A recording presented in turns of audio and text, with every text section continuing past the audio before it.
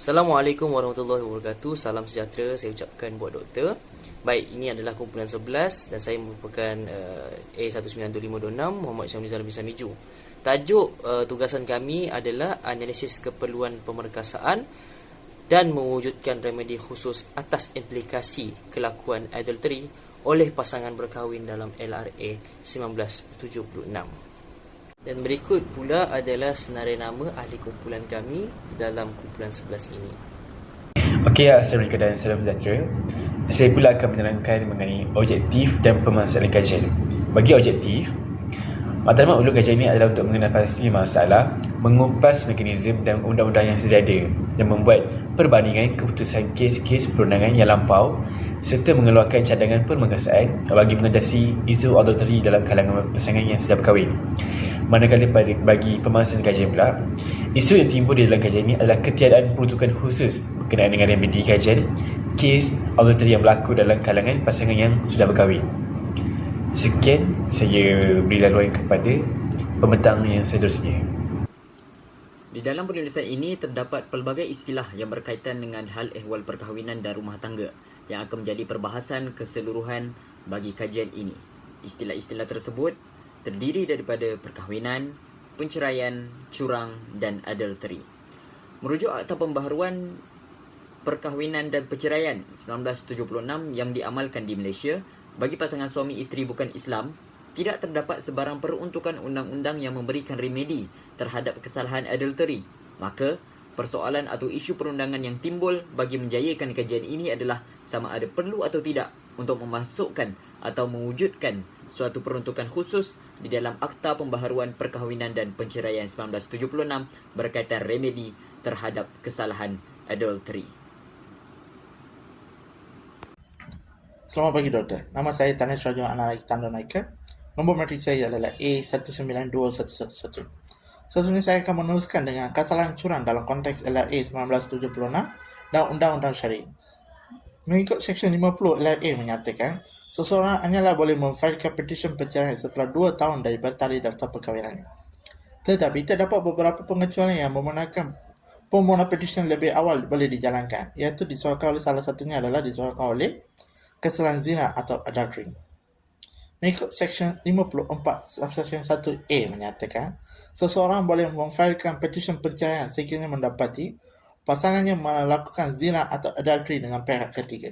Tetapi, pihak pelantik perlulah mempunyai bukti yang kukuh untuk menunjukkan bahawa berlakunya zina dan adultery tersebut untuk membolehkan dia mendapat penceraian di bawah akta ini. Seterusnya mengikut Seksyen 59 LRA menyatakan, mahkamah mempunyai bidang kuasa untuk membenarkan pelantik untuk menuntut ganti rugi daripada pihak ketiga yang merosakkan perkahwinannya dengan melakukan adultery atau zina dengan pasangannya. Ia dijelaskan dalam Seksyen 58 LIA.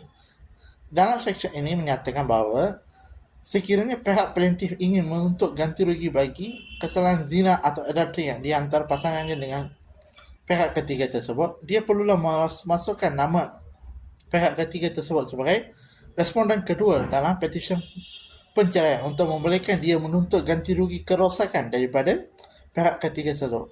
Ini memberikan dia mendapat satu keadilan daripada mahkamah yang membenarkan dia untuk menghukum pihak ketiga yang merosakkan perkahwinannya. Seterusnya, rakan sepasukan saya akan meneruskan dengan Undang-Undang Syariah. Terima kasih, Doktor. Baiklah, kita sambung pada peruntukan di bawah Undang-Undang Syariah. Enakmen yang akan kita guna ialah Enakmen Jenayah Syariah Negeri Selangor 1990. Antara seksyen-seksyen yang terpakai ialah Seksyen 32, Seksyen 33 dan Seksyen 34. Seksyen ini lebih kepada untuk mensabitkan kesalahan kepada orang ketiga. Orang ketiga yang dirujuk adalah boleh jadi ibu bapa, adik-beradik dan semua orang selain daripada pasangan perkahwinan tersebut. Jadi untuk kecilkan skop bagi tujuan tugasan ini, orang ketiga yang kita akan rujuk ialah kekasih gelap. Jadi dalam Seksyen 32 ialah memujuk lari perempuan bersuami.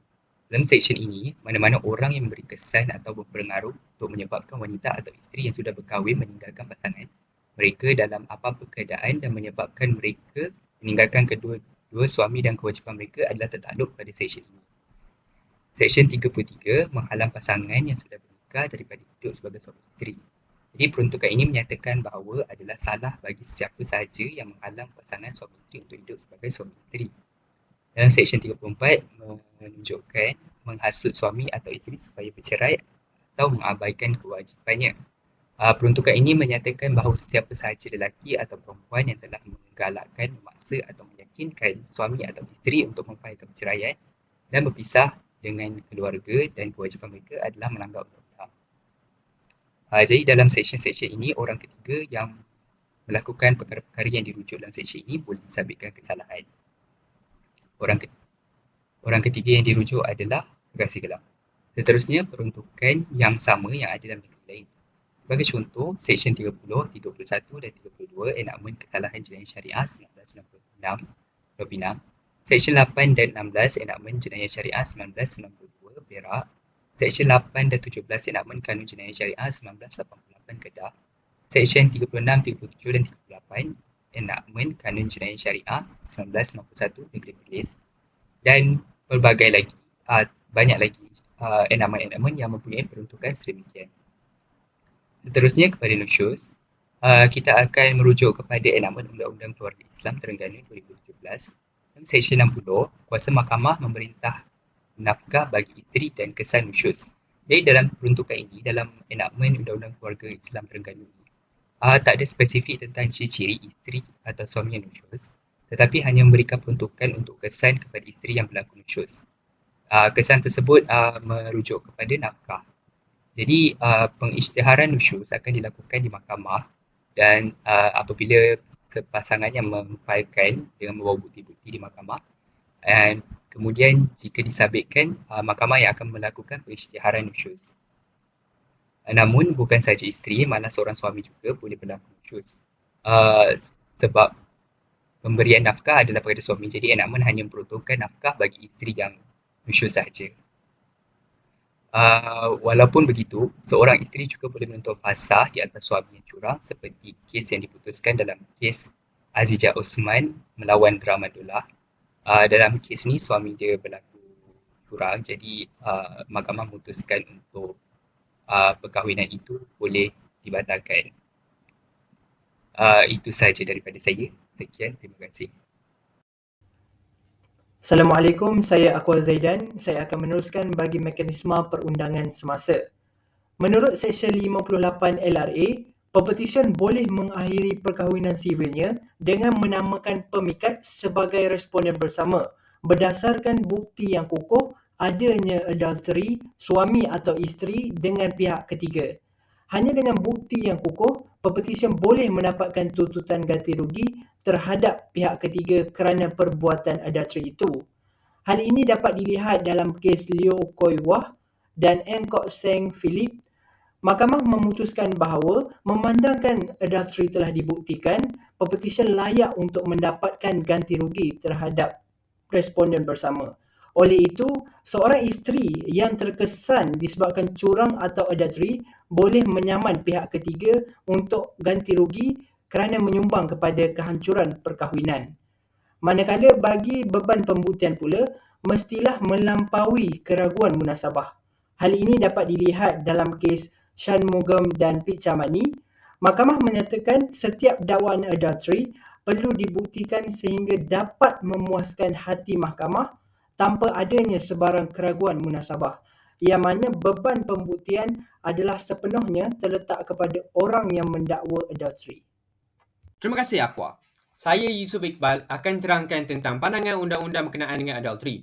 Terdapat dua pandangan undang-undang yang digunakan oleh pihak mahkamah apabila berlaku perbuatan adultery dalam perkahwinan.